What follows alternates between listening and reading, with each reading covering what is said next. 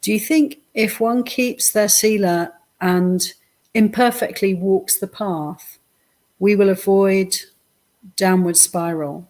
That everybody's doing their best, actually, but some people have more wisdom than others. Some people are more confused than others. Everyone wants to be happy. Everyone wants to be well. Everyone wants a bright future, don't they? It's just that for some people, for many people, it's just not very clear how to do their best, how to avoid harm. We really need guidance. We really need precepts. We really need a sense of right and wrong. And we have varied conditioning. And for some people, many people, it's not really clear. It's not really yet part of the understanding. There's not a lot of clarity around what's skillful and what's unskillful. And there can be a lot of desire and aversion that obscure and allow really harmful behaviors to happen. And one can even feel, well, this is for the best. This is the best in this situation. Thank goodness, we have this clarity from the teachings of the Buddha.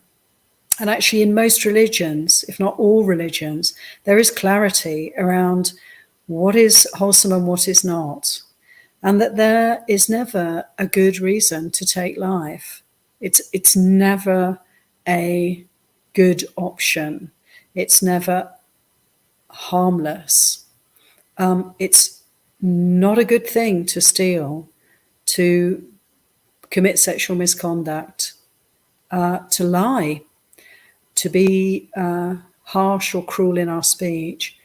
It's never a good idea to take intoxicants or any kind of drugs that confuse the mind. So we have this clarity. That's very fortunate for anyone who has this kind of clarity.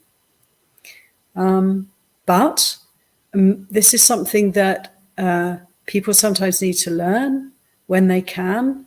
And we can recognize that we may have, even if we have the sila, we have the understanding around keeping the precepts as best we can, we may still have conditioning, we may still have defilements in the heart, in the mind, we may still have ignorance. In fact, we almost certainly do until we're fully liberated. And so we have to be very careful. And we may feel compelled sometimes to do unskillful things because something's triggered us and rage comes up for us. Anger, rage is so powerfully motivating, isn't it? It's like we can feel, I must say something to this person. It's essential that I do something in this situation. But when we're motivated by anger, by hatred, inevitably the tinge of that negativity is going to affect the way we manifest through our speech or our action at that time. And the result is likely to be harmful. So, it's frightening. Anger is frightening because it's very difficult to hold it in check. It's very difficult to restrain. But it's absolutely vital that we do that because we know the consequences of harmful speech or behavior. And that's just one example. So until we have uprooted,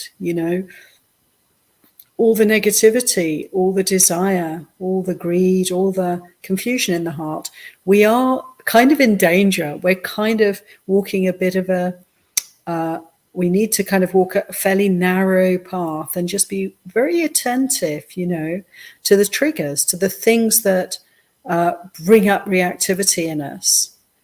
And this is the time, for us to really sharpen our mindfulness, to really develop our practice. And the good news is that, if we're doing our best, if we're working to develop spiritually, we're trying to live a good life, we're trying to avoid harm, our intention is good.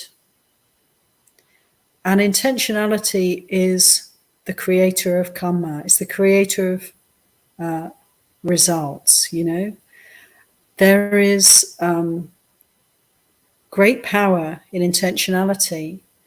And we can be pretty comfortable, we can be very confident, shall I say, if we know that our intention is good. Whatever happens, whatever people think of us, whatever mistakes we make, if we keep developing right intention, the intention to avoid cruelty, to avoid harm, to let go of any kind of unwholesome mind states, emotions, any kind of reactivity, then we can feel, okay, we're doing our best and the results are likely to be good. And we're really moving either from a kind of darkness and difficulty into brightness, or we're moving from brightness into greater brightness. And we can really be glad about that, make much of that. Like I said at the beginning of the meditation, we can be very grateful that we have this opportunity to keep refining our virtue and to work to purify our hearts of all suffering. So, we may walk the path imperfectly, but let's intend to keep working on our understanding and to keep the intention toward harmlessness, toward the good, and toward purifying the heart. Just keep growing that. And we can do that. Just keep bringing to mind where are we heading? What matters to us? How can we be of benefit to ourselves and all beings?